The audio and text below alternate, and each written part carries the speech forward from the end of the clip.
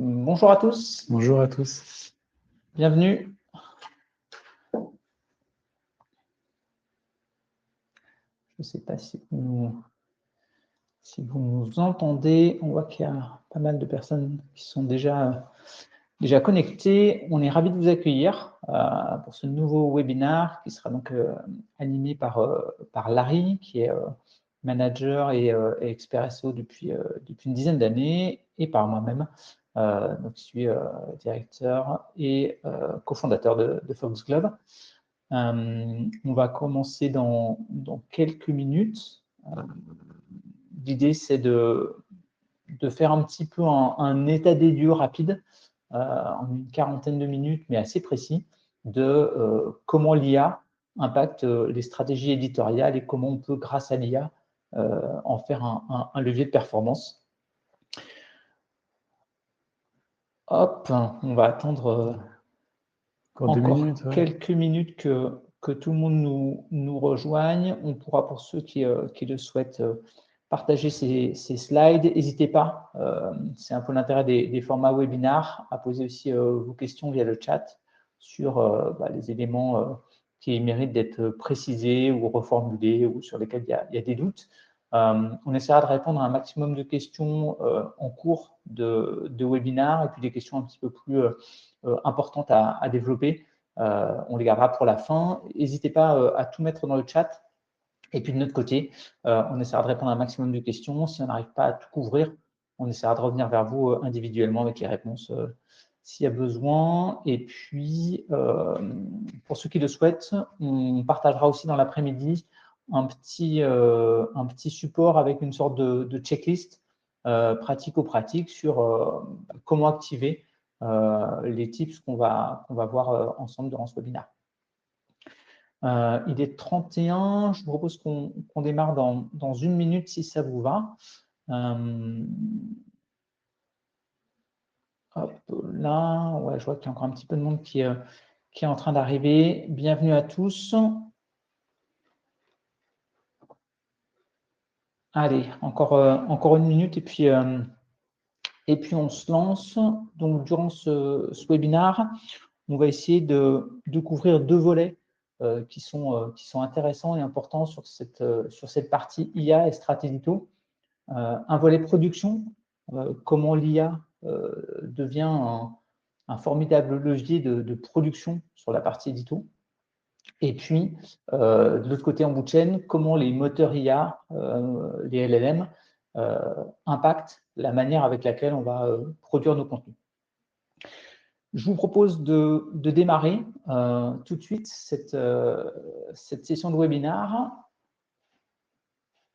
Donc, moi, je suis Sébastien, je suis un des cofondateurs de Foxglove. Ce webinaire sera co-animé avec Larry, qui est manager et expert SEO depuis 10 ans. Foxglove, en quelques mots, on est une agence spécialisée en SEO, une agence d'experts seniors, donc c'est-à-dire que tous les consultants qui travaillent chez nous sont des profils, ce qu'on appelle seniors, donc des personnes qui font du SEO depuis entre 6 et 20 ans. Et c'est des personnes qui ont dans leur agenda 10% de leur temps dédié à la R&D, à la veille. Et donc, forcément, depuis quelques années, à la R&D, à la veille, sur des sujets IA notamment. Et donc, on a une très forte appétence, une très forte sensibilité et une très forte volonté d'aller comprendre, connaître, intégrer, décrypter ces sujets IA. L'IA dans les entreprises, c'est quelque chose qui est arrivé il y a un petit peu plus de 2 ans, qui s'est tout doucement dilué au sein des organisations. Et aujourd'hui, toutes les entreprises peuvent facilement accéder à l'IA dans leur logique de production. Et donc, on a vu plein d'intégrations de l'IA déjà depuis un bon moment. Et cette intégration, elle s'est faite pour accélérer la production de contenu, pour aller chercher des idées, pour aller rédiger des ébauches de plans, de briefs SEO, etc. Et pour mieux cibler, mieux comprendre, mieux adresser nos personas, nos audiences marketing. Ça a, comme toutes les technologies, au départ, provoqué un petit peu des heurts et on a vu apparaître des phénomènes d'hallucination. On a vu apparaître des contenus très aseptisés, proches les uns des autres. On a vu des risques de plagiat, de duplication, et Google est venu gendarmer un petit peu tout ça. La conclusion, c'est qu'aujourd'hui, l'IA s'est diffusée dans les organisations et on en comprend le mode de fonctionnement, les opportunités et les limites. C'est un outil qui est extrêmement puissant, mais qui doit être utilisé, piloté, j'allais presque dire limité par l'humain. Et donc, on a besoin d'un humain qui va décider ce qu'on va faire, donc en amont du travail, qui va exécuter, vérifier de manière intermédiaire et qui va à la fin valider que ce qui est fait a du sens et sert bien les stratégies et les objectifs business de votre entité et de votre entreprise. Si on donne quelques chiffres, alors les chiffres bougent tous les jours, on essaie de trouver une étude récente, ce n'est pas tant pour donner les chiffres en tant que tels, c'est pour donner un peu les directions que donnent ces chiffres. Donc cette étude, elle est sortie là début octobre, elle s'appuie sur des analyses qui ont été faites par SimilarWeb au mois d'août. Qu'est-ce qu'on voit? On voit que Google reste très largement majoritaire dans les usages. Aujourd'hui, les usages Google sont 14 fois plus importants que les usages de ChatGPT, qui est le principal outil LLM IA utilisé. On voit qu'on a une complexification du parcours d'achat et donc que finalement, les recherches qui sont faites sur les moteurs IA ne sont pas forcément des recherches en moins sur les moteurs traditionnels comme Google, mais plutôt qu'on a une augmentation des deux et donc, quelque part, on a des vases communicants sans qu'on ait forcément une cannibalisation à 100%. Et donc, on a quelque part une dispersion du parcours d'achat, une complexité de ce parcours d'achat. Et dernier élément, on voit qu'on a, en fonction des secteurs d'activité, des chiffres d'affaires générés par les moteurs IA qui commencent à devenir intéressants tout en étant bien moindres que ceux générés par le SEO. Ce qui est intéressant dans cet écosystème qui est un peu tout neuf, qui est en mouvement, c'est de voir la vitesse avec laquelle l'écosystème évolue. Et c'est là où on a une vraie singularité. Alors, on ne peut pas complètement comparer les choses dans le temps, parce qu'il y avait beaucoup moins d'équipements quand le web est sorti. Mais globalement, le milliard d'utilisateurs qu'a atteint ChatGPT en un peu moins de 3 ans, il aura fallu 13 ans à Google pour atteindre ce cap-là. Et donc, on a une vraie accélération du changement.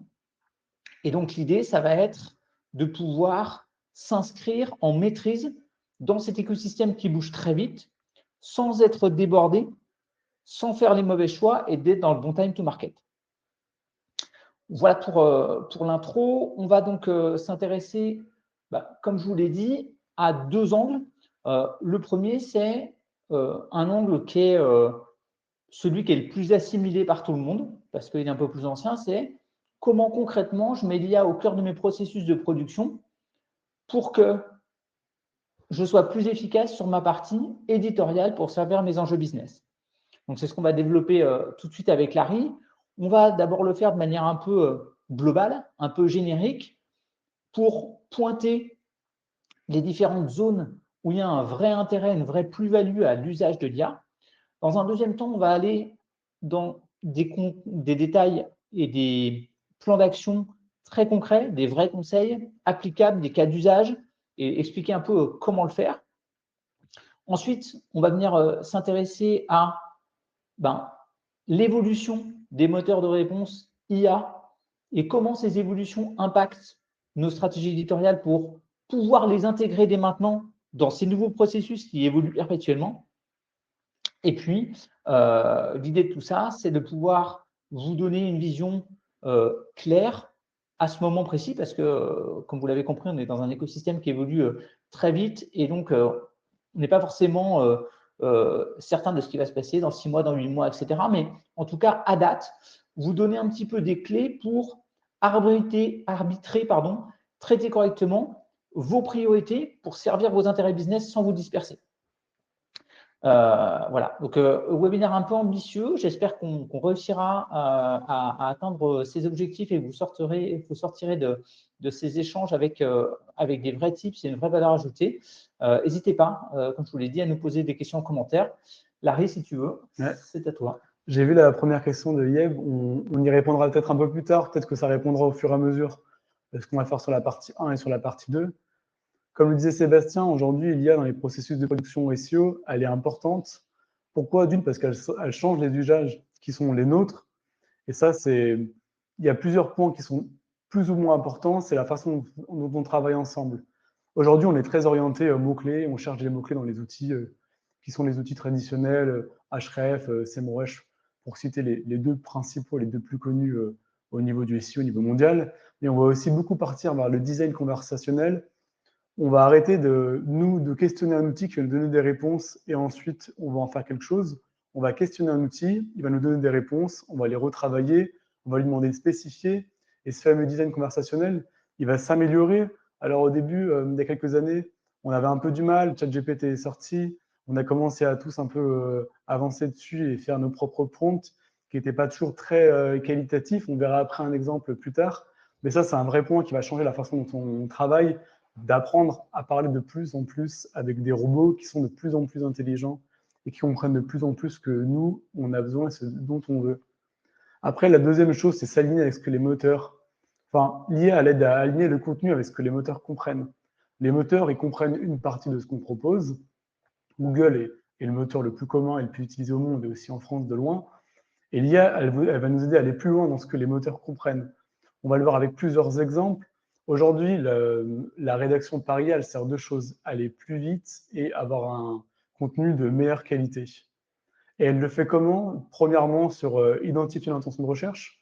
L'intention de recherche, c'est quelque chose qui peut être assez long ou assez fastidieux, de savoir est-ce que j'ai besoin de savoir, enfin, est-ce que j'ai besoin d'avoir des contenus informationnels, des contenus transactionnels, est-ce qu'il faut des comparaisons, est-ce qu'il faut que ce soit des vidéos, des images? Et ça, l'IA, elle le fait très bien, elle le fait à grande échelle et très rapidement. L'autre partie, c'est aussi les outils IA, ils analysent le texte pour nous permettre de savoir si notre contenu est assez lisible, s'il est bien structuré, s'il est pertinent, est-ce que notre contenu il convient à ce que les autres concurrents proposent, ou est-ce qu'il faudrait plutôt faire un nouveau contenu, plutôt décorrélé de ce que les autres proposent pour sortir du lot. Et ça, l'IA, c'est un vrai moteur pour nous, et ça nous permet d'aller beaucoup plus vite sur ces parties-là. Il y a aussi la partie du champ sémantique complémentaire. Alors, on est beaucoup parti sur les champs de recherche et les moteurs et les mots-clés qui sont montés par Google, qui sont ensuite découpés par tous les outils qu'on connaît, notamment SEMrush et Href que j'utilisais. D'autres outils, notamment un français très connu, Orthez Guru, nous permet d'identifier des champs sémantiques, des entités complémentaires. Et là, ce que l'IA va nous permettre de faire, c'est d'en découvrir beaucoup plus et beaucoup plus vite. Et si on en découvre beaucoup plus et beaucoup plus vite, normalement, on devrait avoir des contenus plus qualitatifs et plus rapidement. Et après, il y a d'autres utilités qui peuvent être parfois décorrélées du SEO, mais qui peuvent être aussi importants pour certains dans la rédaction. C'est l'IA qui peut être utilisée pour corriger les erreurs de grammaire, l'orthographe, rattraper l'utilisation répétitive de mots. On ne se rend pas spécialement compte, mais on utilise souvent les mêmes mots, on utilise souvent les mêmes types, le même ton, les mêmes tournures de phrases. Et ça, l'IA, elle nous permet d'avancer au-delà de ça et d'avoir un truc un peu plus personnel. Alors, c'est assez bizarre à dire parce que l'IA, ça nous enlève un peu de notre personnalité parce qu'on utilise un outil qui est assez commun et que tout le monde utilise. Mais ça nous permet aussi, d'un autre côté, d'avoir quelque chose de plus personnel et d'avoir quelque chose d'un peu plus travaillé et de sortir de cette redondance-là. Et aujourd'hui, on va le voir dans la prochaine slide sur les étapes de rédaction. Avant l'avènement de l'IA, on était sur 5 principales grandes étapes qui sont je réfléchis à ma stratégie éditoriale, donc en général qui est faite par une agence, qui est faite par les consultants. Quels sont les mots-clés qui existent? Quels sont ceux qui ont les plus grands volumes de recherche? Ou à l'inverse, quels sont ceux qui ont des volumes de recherche moyens ou faibles et sur lesquels mon entreprise peut aller se positionner parce qu'elle a plus ou moins de notoriété?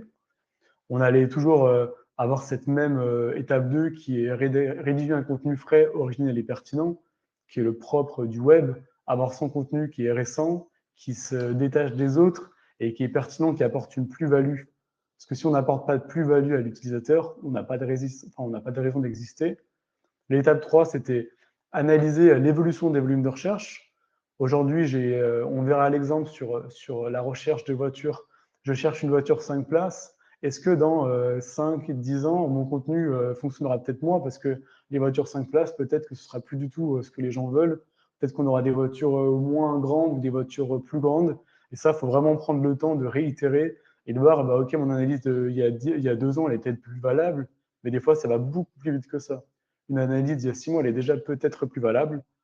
L'étape 4, c'était l'étape avancée, où on analyse les données de la Search Console et on voit quelles sont les requêtes sur lesquelles on a progressé, sur lesquelles on a fait des impressions, celles qui n'ont pas de volume de recherche dans les outils traditionnels, mais qui en ont beaucoup dans la Search Console, qui ne sont pas encore identifiées par les outils de Google. Et ça, c'est ultra important parce que souvent, c'est un peu les pépites qu'on recherche. Quels sont les mots-clés qui vont avoir 10 recherches sur SEMrush et qui, en fait, on se rend compte qu'on fait 1000 clics par mois sur ce contenu-là.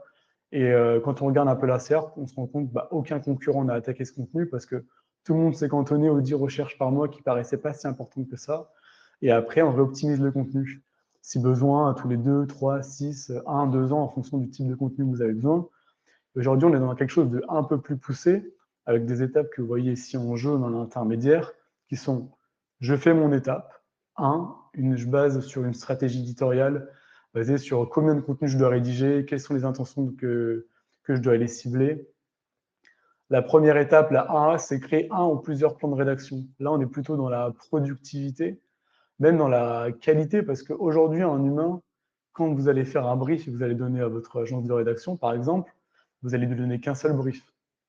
Vous n'allez pas pouvoir faire 5, 10 briefs, parce que faire 5, 10 briefs, ça prend beaucoup de temps. Mais à l'inverse, si vous lui avez donné plusieurs plans de rédaction et que le rédacteur avait pu choisir un parmi les 5, parmi les 10, il aurait peut-être pu choisir celui qui trouvait le plus intéressant. Et ça, l'IA, elle vous permet de le faire vraiment rapidement. De lui dire, OK, voici mon plan, décline-le-moi en 5, 10 plans différents.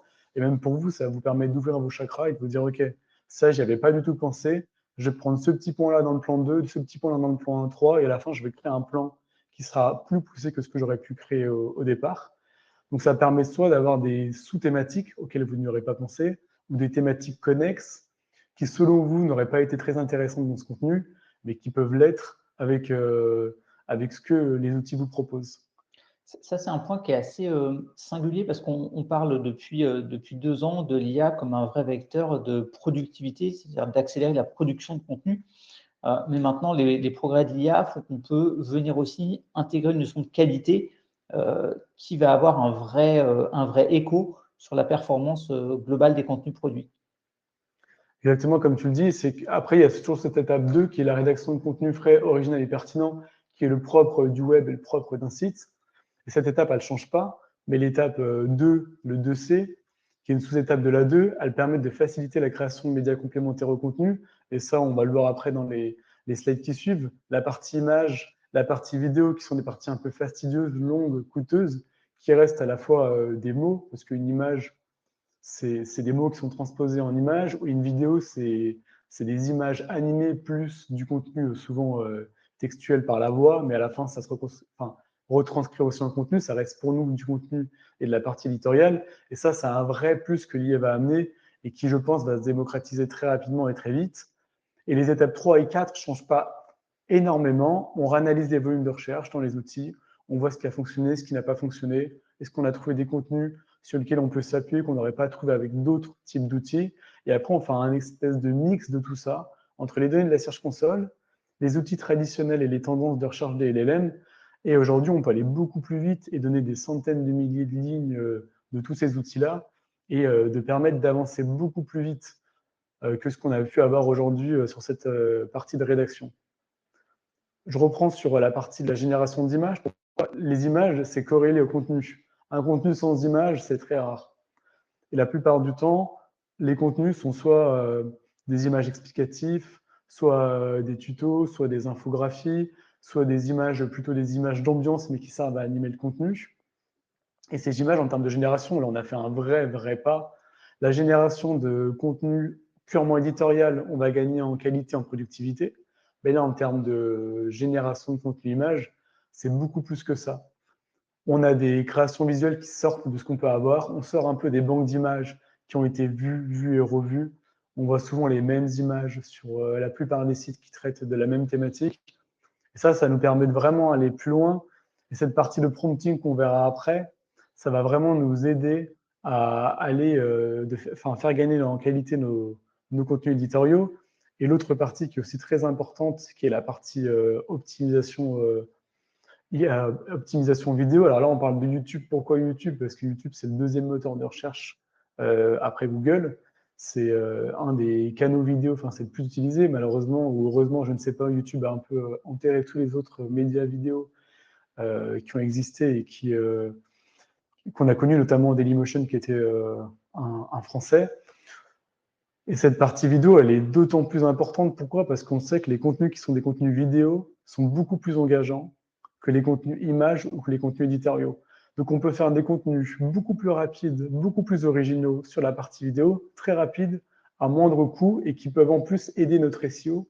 Pourquoi? Parce que avoir des vidéos sur des contenus explicatifs tutoriels, ça aura toujours beaucoup plus de poids que de mettre 15 images à la suite les unes des autres. Et souvent, c'est pas très intéressant et pas très pertinent sur cette partie-là. Et la deuxième partie d'optimisation YouTube pour l'IA, il y a d'autres choses que juste générer les contenus vidéo. Il y a ajouter une transcription. Donc la retranscription, c'est de plus en plus utilisé. Pourquoi? Parce que les gens regardent beaucoup de vidéos dans les transports. Il y a aussi toute cette partie pour les personnes malentendantes ou les personnes non-voyantes, soit avec les retranscriptions audio, soit les retranscriptions écrites. C'est une richesse d'informations en plus que l'outil Google et les IA peuvent intégrer. Alors Google, on le sait, est très très très bon pour lire, écouter et comprendre les images YouTube. Si vous mettez une vidéo sur YouTube qui ne respecte pas les règles de YouTube, elle passera, c'est quasiment impossible de la faire passer sur YouTube. Mais les IA sont beaucoup moins poussées. Aujourd'hui, elles ont beaucoup de mal à comprendre ce que sont les images et les vidéos. Donc optimiser des retranscriptions automatiques et les donner aux IA, c'est aussi leur faire comprendre plus facilement les vidéos. Et aussi, il y a toute cette partie de chapitrage qui est de plus en plus utilisée, enfin, qui est vraiment très utilisée pour découper les vidéos. Et on le voit sur Google, souvent, les vidéos, elles sont découpées dans la SERP et Google vous envoie directement à la bonne partie de la vidéo. Quand une vidéo dure 10 minutes, il va vous envoyer exactement à la 5e minute 40 et c'est là que vous aurez votre réponse là. Et cette partie-là, elle va être boostée par l'IA parce qu'elle va vous permettre de découper plus facilement vos contenus vidéo au fur et à mesure et d'extraire les moments qui sont les plus importants pour vous. Et les contenus, alors Sébastien le disait sur la notion de productivité, alors on pense toujours à la productivité, mais faire un contenu plus spécifique et plus qualitatif en 2 fois moins de temps, c'est un peu comme gagner de la productivité parce que vous pourrez en faire 2 fois plus dans le temps que vous auriez imparti plutôt avant l'arrivée de l'IA. La partie IA et la partie percébie, elle est vraiment importante parce que ces systèmes IA qui sont, selon nous, toujours au début, qui devraient vite progresser, qui ont très vite progressé, mais qui devraient progresser encore plus vite, elles vous permettent de faire des contenus de haute qualité, donc d'avoir du succès et d'avoir de la spécificité. Donc, la qualité est différente de la spécificité. La qualité, c'est ce que vous estimez, ce que les utilisateurs à la fin estiment que votre contenu est qualitatif. Et la spécificité, elle est très reliée à la productivité, parce que plus vous pouvez produire rapidement, plus vous pouvez aller dans le spécifique. Aujourd'hui, on le sait, on ne peut pas tout faire. On a toujours tendance à faire le macro plutôt que le micro. Avec les IA, on peut aller beaucoup plus vite et donc on peut faire beaucoup plus de spécifiques. Notamment, on a pris un exemple, là, le meilleur X pour une entreprise de fabrication dans le New Jersey. Peut-être qu'à un moment, on aurait fait dans les États-Unis, on n'aurait pas ciblé New Jersey. Et là, aujourd'hui, on peut découper, par exemple, les 50 États américains, voire les sous-États américains, avec des contenus beaucoup plus vite, comme ce qu'on a pu faire à un moment, mais qui n'était pas très qualitatif, notamment le content spinning, qui était juste insérer des morceaux de contenu dans des textes à trous, et après, on faisait tourner ça dans tous les sens. Il y a une question d'Eva qu'on va aborder là juste après sur la partie justement tips et conseils. On va effectivement revenir sur comment on formule un bon prompt, donner des exemples de ce qu'est un bon prompt, ce qu'est un mauvais prompt et expliquer justement comment rendre très opérationnel ce champ d'usage qu'on évoque là. Ouais. Je te laisse avancer sur la slide d'après. Sur la stratégie bottom of funnel, là c'est aussi très important parce que je reconnais qu'il y a quand même beaucoup de clients ou de prospects qu'on connaisse qui sont souvent des e-commerçants. Aujourd'hui, on sait que le nerf de la guerre sur un site, c'est les catégories pour rentrer à un niveau assez élevé. Mais que la plupart des sites sont composés de produits. En général, 70 à 90% des pages d'un site sont des pages d'un produit. Et quand vous avez un site de 100 000 pages, donc 90% des pages, donc 90 000 pages sont des produits, bah, ça demande beaucoup, beaucoup de temps, beaucoup d'investissement. Et derrière, c'est toujours compliqué de savoir est-ce que ça va nous apporter rapidement ou pas, alors que sur les catégories, on le fait directement et on a les volumes de recherche qui ressortent facilement sur les outils. Et là, on va pouvoir inverser cette tendance, commencer par le bas, attaquer ces 80-20. En général, on va faire les 20% qui apportent 80. Et ben là, on va pouvoir faire 100% de tout, parce qu'on va pouvoir aller plus vite, plus facilement. Et notamment sur ces contenus-là, qui sont des contenus qui sont pas, sur lesquels la rédaction ne doit pas être ultra qualitatif. On va pouvoir avancer notamment sur les prix, les données, les actions rapidement. Et l'IA, elle avait déjà commencé il y a quelques années avec certains outils qui s'étaient lancés avant l'arrivée d'OpenAI, mais depuis, ça a explosé. Et ça va vous permettre d'avancer beaucoup plus vite sur cette partie-là et d'avoir un peu cette façon de faire, de plus dire, OK, je fais que le macro et le micro, j'ai pas les ressources, j'ai pas le temps. Parce qu'aujourd'hui, avec les outils IA, et plus le temps va avancer, plus on aura le temps pour faire ça. Là, c'est un vrai changement par rapport à ce qui se faisait avant. Effectivement, là, il y a un vrai levier d'accélération de productivité, de scalabilité. On avait déjà cette appétence-là en SEO avec les contenus spinés, avec les textes à trous, etc. Là, on va pouvoir être beaucoup plus précis et aller beaucoup plus vite sur ces contenus qui, d'un point de vue transactionnel, sont stratégiques. Donc, on va pouvoir faire du chirurgical et du sur-mesure très, très proche de l'acte d'achat. Et je finirai juste cette partie par la stratégie EAT, donc expertise, autorité, fiabilité. C'est la ligne directrice de Google et ça doit être le fondement. Et c'est un peu la question posée Yep sur la crédibilité. La crédibilité, elle ne passe pas que par des bons contenus et des contenus optimisés, parce qu'un site a besoin de plus que ça. On a besoin de prouver qu'on apporte de la valeur, qu'on est vérifiable sur des sujets complexes, que ça a été vérifié, qu'il y a une rédaction derrière, apporter des expériences, aller tester, avoir des vidéos, donc ce qu'on disait plus tôt, avoir des retours, des PDF, et toute cette partie-là, elle est induite dans la partie IA. Et la partie IA en termes de productivité, là, on en parle dans le journalisme de terrain sur le 3e point, bah, tout le temps que vous pouvez vous libérer sur la partie rédaction, c'est du temps que vous pouvez aller faire autre chose. Aller voir du terrain, aller échanger avec des gens, faire des analyses. Et cette partie, elle est étroitement liée avec l'IA. Et la dernière partie, qui est la confiance, c'est pas seulement une case à cocher, mais Google, on sait qu'il va aller voir les comportements des internautes. Et ces fameux comportements vont lui dire, OK, ce site-là, il a de l'autorité, il a un authority score élevé, il a des contenus de qualité, le comportement des internautes est bon. Et ça, c'est des choses qui sont vraiment importantes à prendre en compte dans la rédaction, dans la stratégie éditoriale, parce qu'on ne peut pas se baser que sur des bons contenus. Sinon, n'importe quel site qui ferait des bons contenus pourrait sortir du jour au lendemain avec un site qui a 3 jours, sortir des centaines de milliers de contenus et faire beaucoup de trafic. Il faut bien penser que cette partie-là, elle est étroitement liée à la stratégie EAT. Question de Thierry, si on revient sur nos échanges sur la partie produits et e-commerce, pour toi, c'est quoi le poids de ce levier-là sur un site qui a une grosse volumétrie de produits?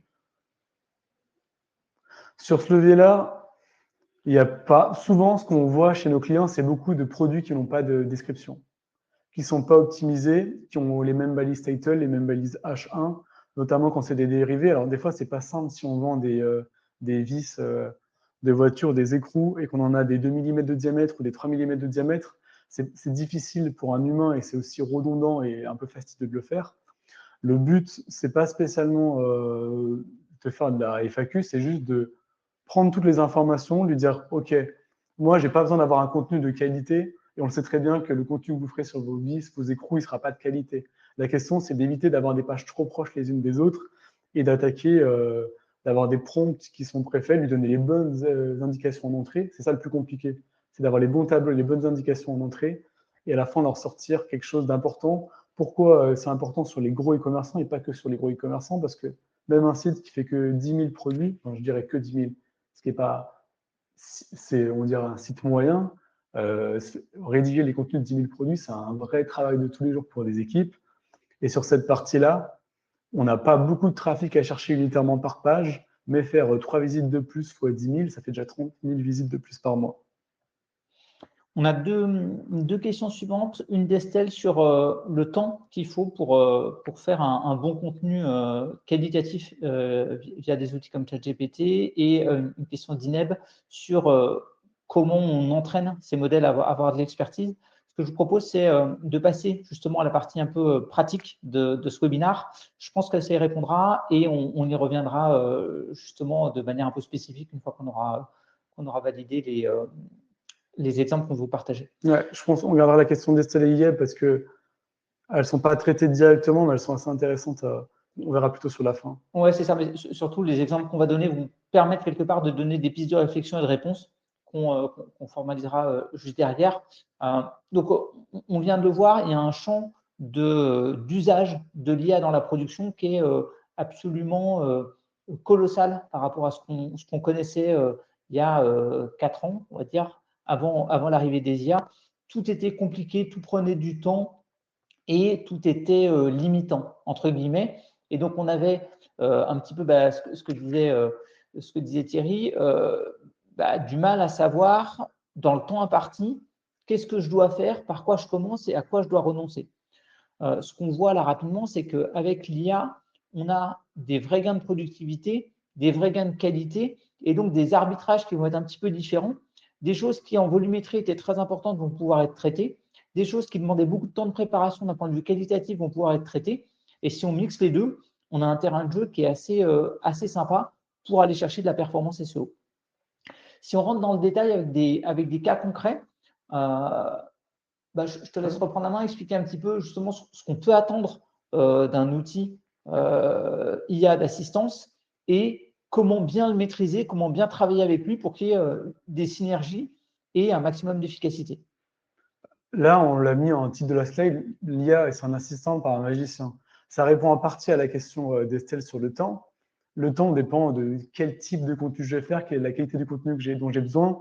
Est-ce que j'ai besoin d'un contenu article Discover très rapide qui traite du news qui va être relu en 1 minute, ou je veux faire un article de fond. Et sur cette partie-là, on met un bon prompt, il ne fait pas toujours gagner du temps, mais il fait gagner en expertise. Et gagner en expertise, à la fois, je pense que c'est un peu un cercle vertueux, ça fait gagner en temps. Parce que ça nous évite de passer, d'aller chercher d'autres informations, de perdre tout ce temps-là à faire cette boucle-là. On trouve quelque chose de plus qualitatif plus rapidement. Rédiger un prompt, ça aide aussi à progresser en clarté, en stratégie. On va le voir après dans les prompts que je vais proposer. Souvent, dans les prompts, c'est plutôt les choses à ne pas faire que les choses à faire. Et plus on avance, plus on parle avec les outils, plus on se rend compte de la façon dont ils traitent l'information qu'on leur donne. Et on sait avec le temps ce qu'il a l'habitude de faire et ce qu'il a l'habitude de ne pas faire. Et savoir communiquer efficacement avec une IA, c'est ce qui est le plus important pour en tirer le meilleur. Mais c'est un peu comme quand Google est arrivé il y a un peu plus de 20 ans. Aujourd'hui, les recherches Google ne sont pas du tout les mêmes de celles d'il y a 20 ans. Et dans 20 ans, elles seront aussi différentes. Sur cette partie, les sigles, il y a 6 règles d'or du prompting SEO, c'est le format. Quel est le format que je vais donner? Et je vous donnerai un exemple après. En général, on fait un format condensé avec un maximum d'informations.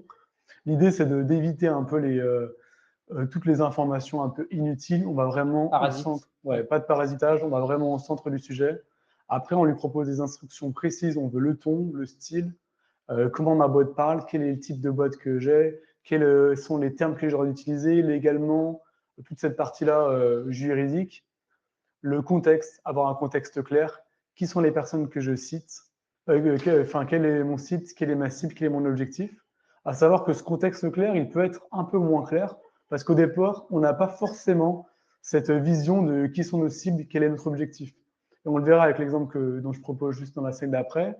On peut faire un premier jet qui est un brouillon. Moi, je vous invite toujours à faire un premier jet et de changer de chat, par exemple sur ChatGPT ou sur n'importe quel outil de prompting LLM, de changer de chat à chaque fois que vous voulez recommencer pour recommencer un truc à zéro avec les nouvelles instructions pour éviter que l'outil ait déjà des prérequis ou des biais en tête qui pourraient impacter la suite de vos échanges.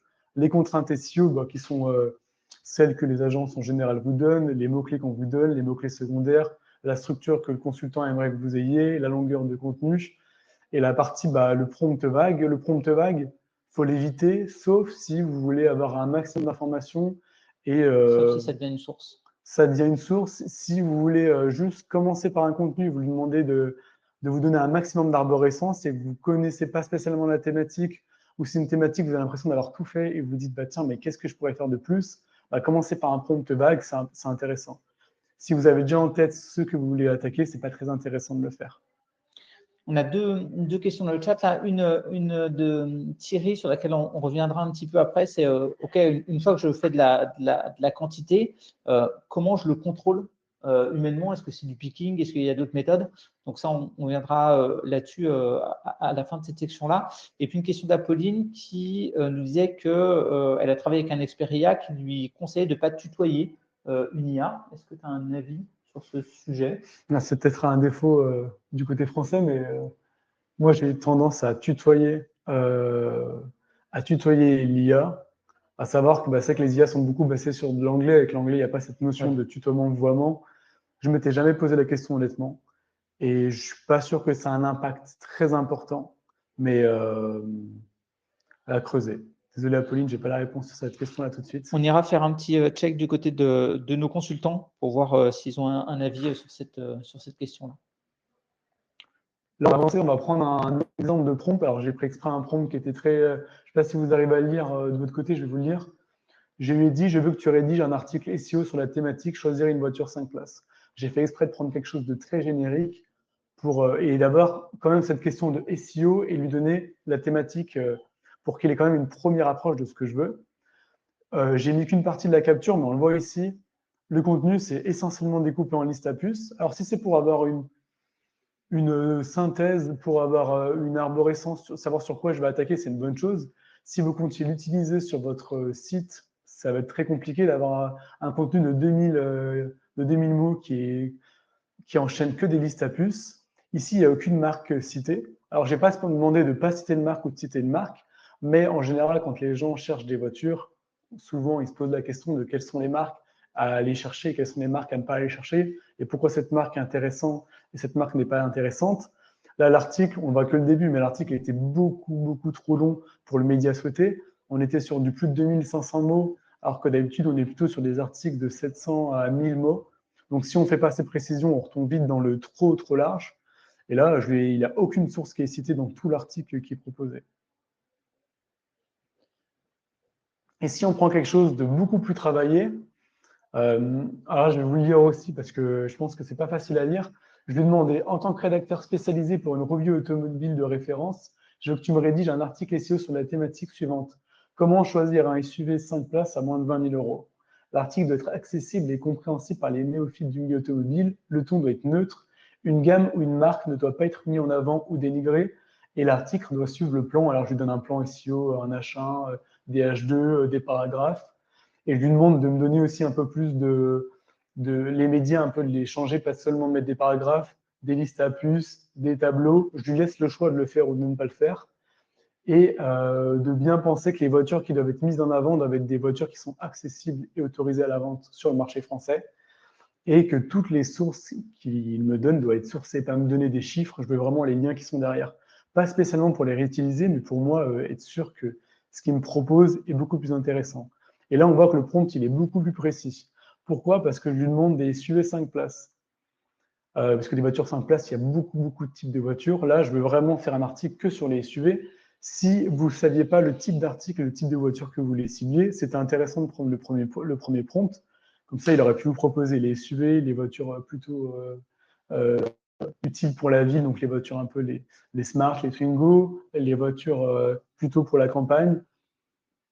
Et après, il y a toute cette partie de je lui propose un prix à moins de 20 000 €. Alors, c'est un peu subjectif, mais bon, je m'étais mis une tranche de prix. Il y a toute la partie néophyte. Je lui précise que la plupart des gens qui cherchent des voitures à moins de 20 000 € et des SUV sont souvent des familles, et les gens ne sont pas tous des experts des voitures.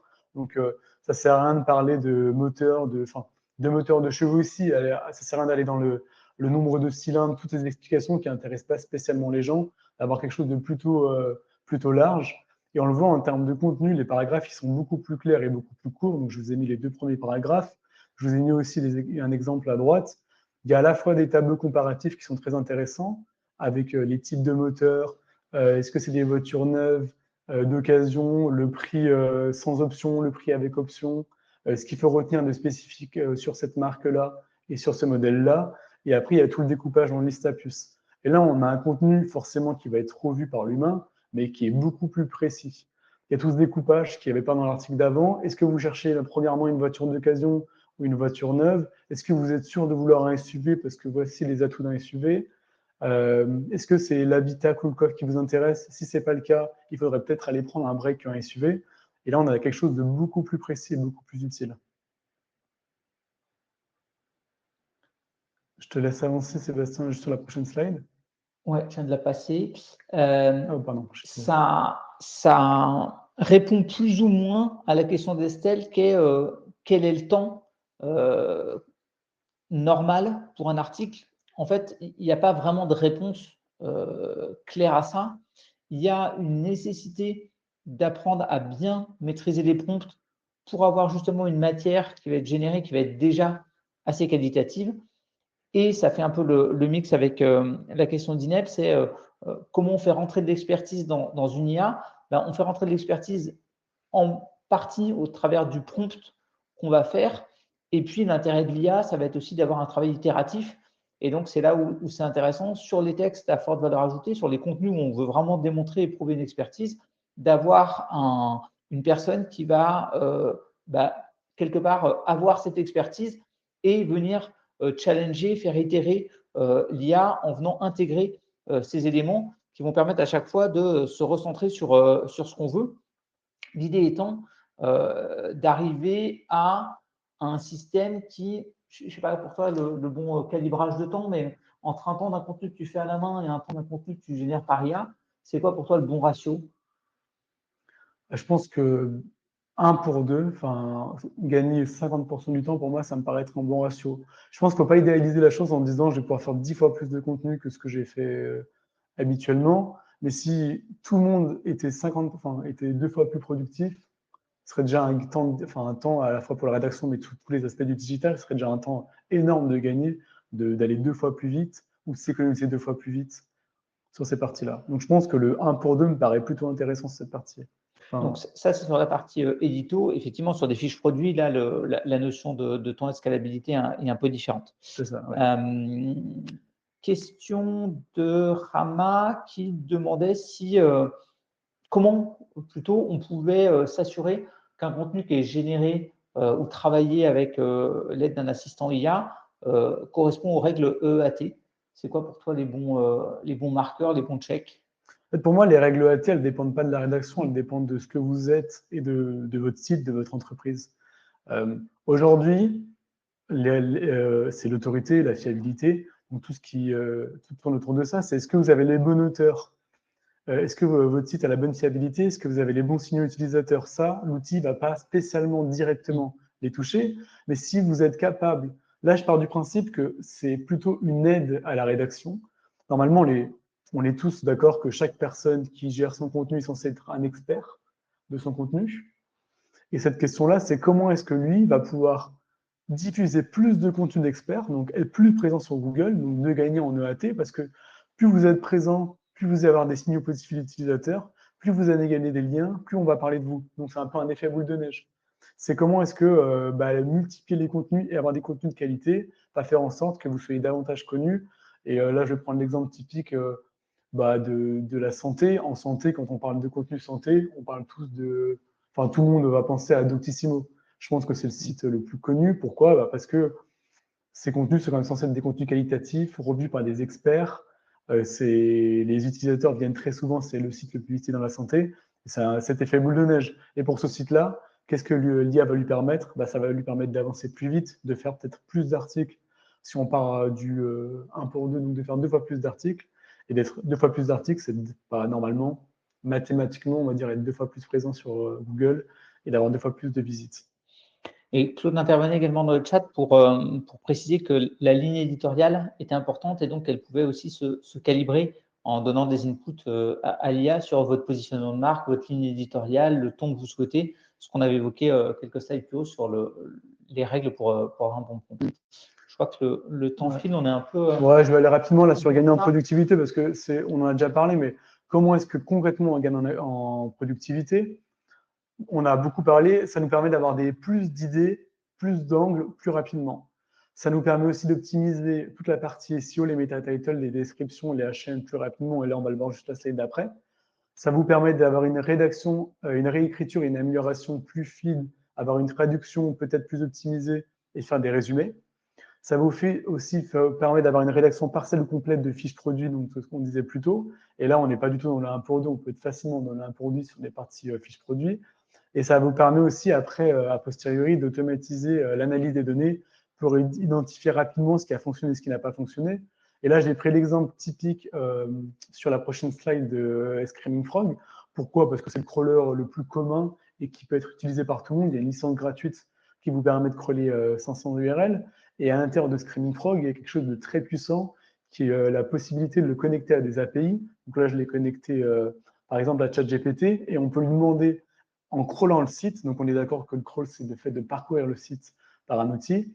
Le fait de crawler le site, on peut faire énormément de choses. Et là, le script qui est proposé ici à droite, c'est un script qui permet de comparer votre contenu à chaque fois qu'une page est crawlée et de le comparer avec un autre outil, donc l'API de Also Ask, qui est un outil qui permet d'identifier les questions pour une thématique et à chaque fois de cocher est-ce que cette question a été faite? Oui, non, oui, non. Et cet outil-là est ultra important et ultra intéressant. Ça vous permet de faire beaucoup plus de choses. Ça peut vous permettre à la volée de rédiger un contenu sur une page produit, son contenu pour lequel il serait vide. Ça vous permet de réécrire à la volée la balise title ou le H1 de votre contenu en fonction d'un prompt que vous lui avez proposé. Ça lui permet, en fonction de plein d'indications, de prix, du rédacteur de l'article, de modifier vos contenus à la volée. Et ça, c'est ultra puissant. Et c'est quelque chose qui est utilisé par les équipes à l'agence et qui est assez accessible parce que Screaming Frog est un outil quand même plutôt accessible. Et c'est ce genre de petites plus-values techniques qui vont permettre aux rédacteurs et à l'humain d'avancer plus vite, notamment sur des tâches qui sont un peu redondantes.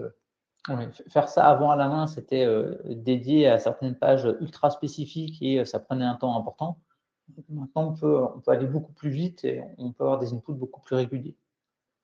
Et là, c'est plutôt une question de philosophie. Je vais aller rapidement sur cette partie-là, mais les différentes phases, c'est qu'on est toujours dans le test and learn.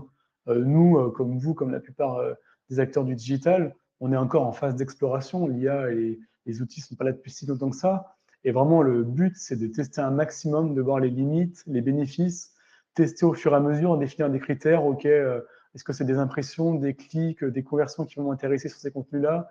Est-ce que tel ou tel type de contenu rédigé avec tel angle, avec l'IA, ont été plutôt performants ou pas? Et après, d'intégrer les POC dans les processus établis et de se dire, OK, ça a fonctionné, ça n'a pas fonctionné. Prendre des outils SEO et UX et d'être capable de dire, les contenus IA performent 20% de plus que les contenus que j'aurais fait à la main, ou en fait, ils performent pareil, mais vu que je peux en faire 20% de plus, à la fin, j'ai 20% de plus de profit, de lead, tout dépend du business dans lequel vous êtes. Et ça, c'est plutôt pour, je pense, c'est Thierry qui avait posé la question, si je ne me trompe pas, sur le double check et la conformité. Pour moi, il faut toujours tout vérifier. À la fin, si vous mettez 30 minutes pour vérifier un contenu que vous aurez écrit en 30 minutes, ça n'a pas beaucoup de sens, sauf s'il est plus qualitatif. Mais il faut être sûr de ce qu'on fait et je pense qu'il faut piquer un maximum de contenu rédigé par… C'est des règles de picking en fonction des volumes. Effectivement, c'est la bonne stratégie et c'est une stratégie modulable. C'est-à-dire qu'au début, on va en contrôler beaucoup. Et puis, si c'est bon, on va en contrôler un petit peu moins, mais toujours de manière régulière. Et dès qu'il y a un signal d'alerte, on va venir corriger. Il faut rarement laisser la main à la machine en étant complètement aveugle sur ce qui se passe parce que ça produit des catastrophes. Oui, exactement. Il ne faut pas s'éloigner trop donc, la voie de la marque, parce que souvent, on contrôle souvent au début, après on se laisse aller et on laisse un peu tomber. Et il faut, donc, tout ce qui peut arriver après, c'est tous les biais, toute la partie sur… on l'a vu, je pense que c'était cette semaine avec Laura Merlin qui avait publié des images générées par IA qui étaient complètement lunaires. En fait, personne n'avait vérifié, elles avaient été envoyées sur le site de Laura Merlin. Et c'est des choses qui, à l'échelle d'un site comme ça, peuvent avoir un impact assez négatif sur la notoriété, notamment d'un des plus grands e-commerce français. Et cette partie-là, il faut aussi se dire qu'il y a une transparence sur l'utilisation de l'IA. Aujourd'hui, personne n'est dupe. On sait que la plupart des acteurs utilisent ou vont utiliser l'IA. Et l'important, ce n'est pas cette question de est-ce qu'on va l'utiliser ou pas, c'est la transparence et est-ce qu'à la fin, ce qu'on apporte est plus qualitatif. Parce que si on utilise de l'IA pour faire quelque chose de moins qualitatif, ça n'a pas beaucoup de sens et pas beaucoup d'intérêt. Deux questions là. Estelle qui parle des outils de plagiat. Aujourd'hui, est-ce qu'ils sont efficaces? Est-ce que c'est quelque chose qu'on intègre dans les processus ou comment? Il y a plusieurs types d'outils de plagiat. Il y avait déjà des outils de plagiat qui étaient utilisés par le SEO avant, par les SEO. Et ces outils de plagiat, ils allaient chercher des morceaux de phrases, ils allaient voir si est-ce que les phrases exactes existaient ou pas. Et ça, c'est assez simple à faire sur Google. Si vous faites du paraphraser sur Google ou en termes légal, c'est interdit de prendre un contenu et de changer toutes les phrases en les paraphrasant. Moi, personnellement, je pense que les outils de plagiat, ils sont pas très efficaces aujourd'hui parce que c'est vraiment très compliqué d'identifier est-ce qu'un contenu trouver le meilleur taux pour mon prêt immobilier. En fait, tous les contenus se ressemblent un peu. Et à la fin, c'était vraiment compliqué de savoir qui a plagié, qui n'a pas plagié. Et à la fin, ça se finit plutôt en question légale au tribunal sur ce genre de contenu que les outils, je pense, qui n'ont pas encore cette capacité à avoir ça. Et Thierry avait une remarque sur les hallucinations qui existent encore. Comment les traiter? Comment les minorer? Les hallucinations, pour moi, c'est toujours cette question de... On demande à l'outil d'écrire pour nous, il faut aussi qu'on soit expert derrière et qu'on soit capable de vérifier. Et c'est pour ça que je lui demande tout le temps les sources. Pourquoi? Parce que me dire que le SEO représente 50% du trafic au monde, bon, c'est intéressant comme statistique, mais si j'ai rien pour le prouver, c'est le genre de statistique que je ne mettrai pas moi dans mes contenus. Et c'est ça que je demande toujours les sources. Après, je n'ai pas un pourcentage de véracité. On peut toujours faire des erreurs. Mais les hallucinations, c'est vrai qu'elles sont courantes. Et c'est pour ça qu'il faut avoir cette question, on répondait à Thierry avant, d'un maximum de picking et être sûr qu'on ne se rende pas compte qu'il y a des choses qui se rajoutent au fur et à mesure qui n'auraient pas été rajoutées. Et plus vous allez rédiger des contenus, plus vous allez rendre compte des erreurs, des types d'erreurs que l'outil peut faire. Et c'est pour ça que moi, j'avais proposé dans mon prompt de vraiment me proposer que des voitures qui sont disponibles sur le marché français. Parce qu'il y a beaucoup de voitures, des fois, qui remontent, qui sont des voitures américaines. Et vu qu'en termes de pollution, en termes de sécurité, on n'a pas du tout les mêmes normes, en fait, on va juste mettre en avant des voitures qu'on ne peut même pas acheter en France. Si on doit retenir trois choses de cette partie-là sur la prod, c'est vraiment un vrai game changer pour aller au-delà de la quantité, beaucoup plus dans le détail, beaucoup plus dans le spécifique, inverser un peu les logiques et aller sur des choses beaucoup plus précises que ce qu'on pouvait faire avant. Et là-dessus, c'est un vrai gain de qualité à partir du moment où, comme l'a dit Larry, il y a une expertise derrière qui permet de contrôler ce qui est fait. Il y a une vraie capacité à gagner du temps sur, j'allais dire les à côté du contenu, mais des à côté importants, la partie visuelle, la partie vidéo, tous ces éléments-là qui étaient un peu fastidieux quand on devait se lancer dans des productions de contenu à grande échelle et qui aujourd'hui sont facilités. Et quelque part, ça devient un outil qui, quand il est bien maîtrisé, va permettre à vos collaborateurs de produire plus vite, mieux et de garder un œil sur la qualité de ce qui est fait. Donc pour nous, les trois piliers sur cette partie production, c'est ça. C'est n'hésitez pas à aller dans de la qualité et plus uniquement dans de la quantité.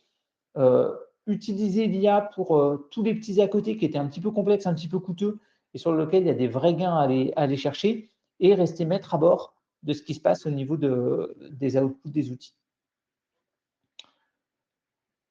Si on passe rapidement, on va en 3 slides, aller très très vite sur la partie visibilité IA, puisqu'on a fait un webinar dédié à ce sujet dont vous pouvez retrouver le replay sur notre site.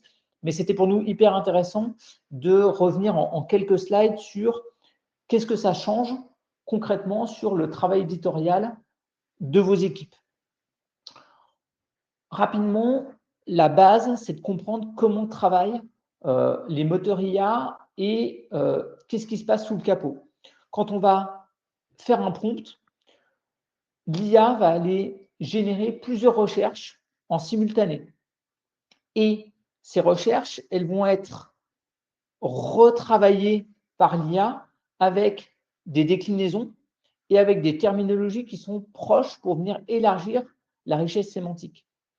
Et c'est là où on a une petite différence entre le SEO qu'on va appeler traditionnel et le SEO dédié aux IA, c'est qu'en SEO, on va chercher comme le disait Larry, les volumes de recherche importants et on va chercher à positionner une page sur les top requêtes pour être visible sur les top requêtes. Le moteur IA, il ne va pas du tout regarder les top requêtes, il va venir regarder sur l'ensemble des recherches qu'il a lancées en parallèle, qui est le plus présent et qui est le plus présent pondéré par les positions. Et donc, il ne va plus s'agir d'être le meilleur sur les top requêtes, il va s'agir d'être bon partout. Et donc ça complexifie un petit peu les choses. On va devoir travailler une notion qui était un petit peu présente en SEO, mais qui est devenue maintenant centrale avec les IA, qui est l'expertise thématique. Je dois prouver au robot que je suis bon partout et qu'il n'y a pas de zone où je suis absent. Cette expertise thématique, elle va se travailler. Donc là, j'ai fait une slide qui est très rapide. Je vous invite à revenir sur le webinaire si vous souhaitez développer ces éléments-là. Mais la pierre angulaire de la recherche IA, c'est vraiment des questions en langage courant, des questions beaucoup plus longues, beaucoup plus précises. Et donc, cette notion de question, elle doit être intégrée dans votre manière de rédiger. Dans votre stratégie éditoriale, il faut que vous posiez les questions de qu'est-ce que mon persona cherche, quelles sont les questions qu'il se pose quand il veut comparer mes produits, comment je réponds à ces questions. Et cette approche langage naturel, elle doit couvrir, comme on l'a vu, toutes les déclinaisons, toutes les thématiques, toutes les petites aspérités de la recherche que peut avoir votre prospect. Les contenus, comme en SEO classique, ils doivent être originaux, ils doivent apporter une vraie valeur ajoutée avec des vrais conseils. On doit se positionner comme expert pour pouvoir être reconnu comme expert par les outils. Et ce qui est un petit peu singulier avec l'IA, c'est qu'il y a une sorte d'appétence pour les contenus qui sont frais. Donc, n'hésitez pas à dater vos contenus, n'hésitez pas à mettre des chiffres, des vraies données qui vont renforcer votre expertise sur la thématique et qui vont vous permettre de ressortir.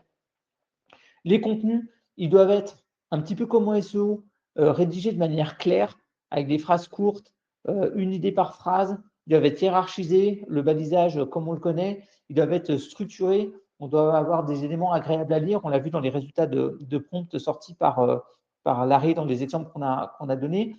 On doit avoir des tableaux, des listes à plus, des choses aérées, des choses qui permettent très rapidement d'aller chercher l'information sans lire un paragraphe qui fait 500 mots où on a du mal à ressortir ce qui est important.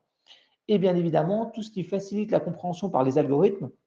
Donc, les contenus, ils doivent être aussi étayés, étoffés, avec des données structurées qu'on peut retrouver sur le site schema.org. Là où on va avoir une vraie différence entre le SEO et la partie IA, GEO, entre guillemets, ça va être sur l'autorité thématique. L'autorité thématique, c'est cette partie off-site qui diffère entre le SEO qui était très orienté backlink. On allait chercher de l'autorité, de la puissance, du jus.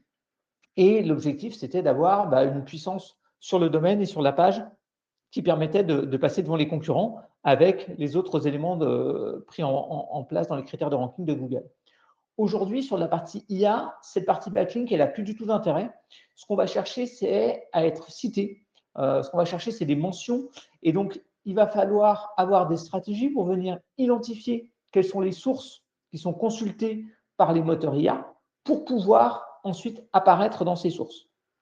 On a eu un webinaire là-dessus. Je ne vais pas y revenir. Si vous voulez qu'on aille plus dans le détail, consultez le webinaire ou revenez vers nos équipes. Ce qui est intéressant, c'est de se dire, comme on l'a vu là, depuis une petite quarantaine de minutes, l'IA, c'est un vrai vecteur de performance. Et donc, pour performer, quels sont les éléments sur lesquels je vais pouvoir influencer dans une logique qui est toujours la même, celle qu'évoquait Larry, c'est prenez le risque de tester, prenez le risque d'essayer. Et une fois que vous avez testé, identifiez ce qui fonctionne bien et travaillez-le de manière industrielle parce que l'IA permet ça. Pour performer avec l'IA, il y a une base qui est claire, c'est quel est l'apport de l'IA, quel est l'apport du SEO sur votre site. Aujourd'hui, le SEO, c'est un véritable levier de rentabilité et de pilotage du coût d'acquisition client. On voit que les coûts d'acquisition payants explosent, on voit qu'on a une part d'acquisition payante qui est de plus en plus importante et être bon sur la partie organique, c'est une vraie bouffée d'oxygène pour les marques parce que ça leur permet de dégager des marges, d'investir et de pas rester bloqués par l'augmentation des coûts générés par la partie PD. On va pouvoir travailler sur la partie productivité et sur la partie côté moteur LLM. Et en fait, on s'appuie quelque part sur des expertises qui sont très proches. La philosophie du SEO qui est, je comprends un algorithme, je vais le décortiquer, j'en tire des insights et ça, je vais venir l'intégrer dans mes processus de production, l'intégrer dans mon site, l'intégrer dans mes structures pour aller performer. C'est exactement ce qui va se permettre de se démarquer. Et donc, cet ADN, un petit peu cette philosophie de travail reste la même. Ce qu'on voit, c'est que travailler le SEO, ça va permettre de préparer l'avenir parce que quelque part, la partie qu'on appelle GEO, qui est en fait les petits ajustements nécessaires pour ressortir sur les moteurs LLM, c'est une très grosse base SEO et c'est quelque part des petits réglages qui sont complémentaires.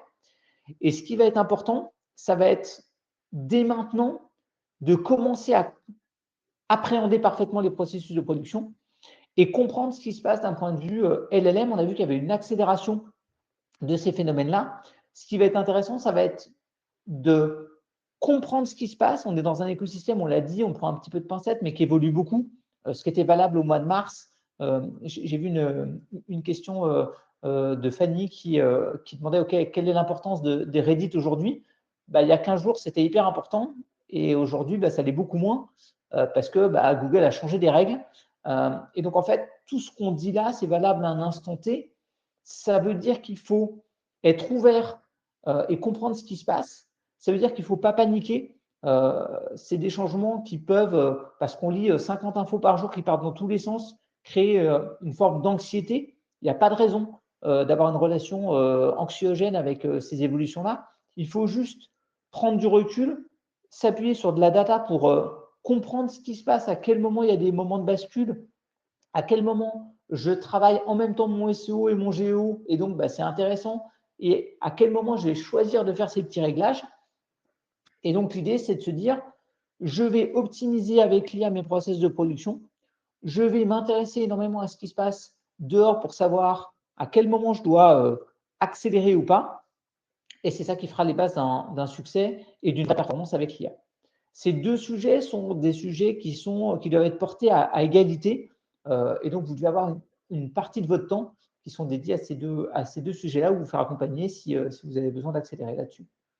En résumé, les priorités pour performer, c'est intégrer l'IA au maximum dans les processus de production, échanger avec, si vous êtes client chez nous, nos consultants, si vous êtes client avec d'autres agences, les consultants d'autres agences, comment j'intègre au maximum l'IA dans mes processus de production pour être efficace, pour être meilleur, pour être bon. Comment je m'assure d'avoir un maximum, une base SEO solide qui va permettre à la fois de performer en SEO, parce qu'on voit qu'aujourd'hui, personne ne peut se passer de Google sur la partie organique, mais également de préparer l'avenir quand les moteurs LLM seront plus pertinents. Et pas de panique, pas de ressenti anxiogène sur les évolutions, juste de la compréhension, comprendre ce qui se passe, comprendre à quel moment les volumes sont importants, comprendre à quel moment je dois agir sur mon site pour influencer tout ça. Voilà, on a été un petit peu plus long que prévu. Désolé, j'espère que c'était intéressant. Il y a quelques questions sur lesquelles on va pouvoir peut-être revenir avec Larry. Si vous voulez aller un petit peu plus loin, n'hésitez pas à reprendre contact avec Larry, avec moi, avec nos équipes pour parler de vos cas spécifiques, de vos usages à vous, de vos enjeux, de votre écosystème. On va dans la deuxième partie d'après-midi proposer aussi à ceux qui veulent me mettre un petit commentaire sur LinkedIn avec le mot checklist, un petit document de synthèse, des questions à se poser, des usages à vérifier de votre côté. Tout ce qu'on s'est dit là pendant une heure de temps, résumé sur un mode checklist opérationnel pour que vos équipes puissent avancer. Et puis, si au-delà de ces supports-là, il y a des questions, des points, voilà, n'hésitez pas, soit via le chat maintenant, soit à reprendre contact avec nous. Ce sera avec plaisir qu'on évoquera ça ensemble. Je reprends juste les questions, parce qu'il y en a certaines qui ont été posées. On en a répondu à la plupart, mais il y en a certaines sur lesquelles j'ai des réponses. La question de Laetitia, est-ce qu'un chatbot paramétré est plus efficace? Bien sûr, enfin, d'avoir son propre chatbot, son GPT, ce qui est utilisé. Moi, personnellement, j'utilise quasiment toujours mes GPT à moi, sur lequel il y a des règles définies. J'attends des réponses d'un certain type avec un certain format, avec les informations que je lui ai données.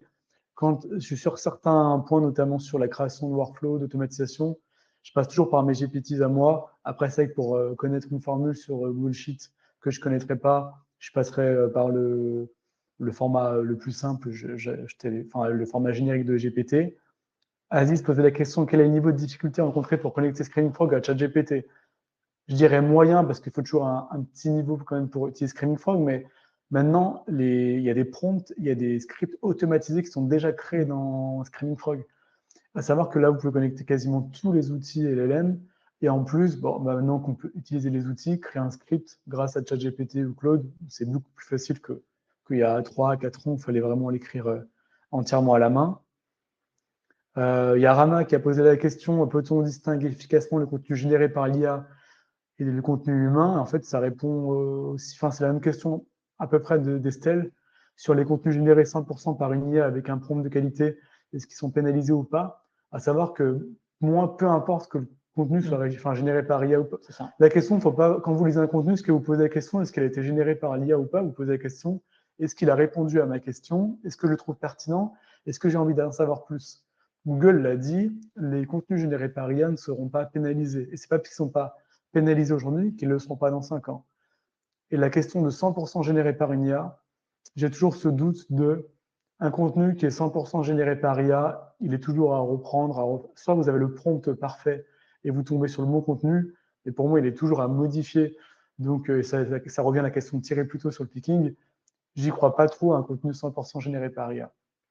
En tout cas, généré par IA la première fois 100%, mais pas repris derrière, pour moi, c'est quelque chose qui n'est pas préconisé et pas préconisable. Et il y a ce côté itératif du SEO où de toute façon, on va aller regarder la performance du contenu. Un contenu qu'on a produit il y a 3, 4, 5, 6 mois, on va venir regarder s'il est toujours d'actualité, s'il est positionné sur la bonne intention, s'il ne se cannibalise pas avec un autre. Et en fait, toutes ces itérations, elles sont faites aussi un peu avec l'IA, mais beaucoup avec de l'humain. Et donc, on va forcément faire évoluer les contenus aussi dans leur temps de vie, entre guillemets. Voilà, merci à tous et toutes pour ces échanges. On était ravis de partager ça avec vous. On a un prochain webinaire début novembre, justement, qui va permettre de se projeter sur un temps un petit peu plus long. Ok, je suis une direction marketing, je suis une direction responsable du e-commerce ou de l'acquisition.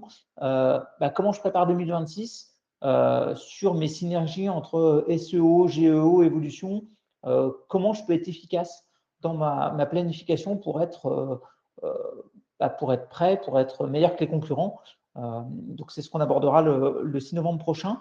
Merci à tous. On mettra le replay du webinaire en ligne dans l'après-midi et puis la checklist avec tous les éléments qu'on a évoqués tout à l'heure. Merci à tous, bon appétit et excellente journée. Merci à tous, au revoir. Au revoir.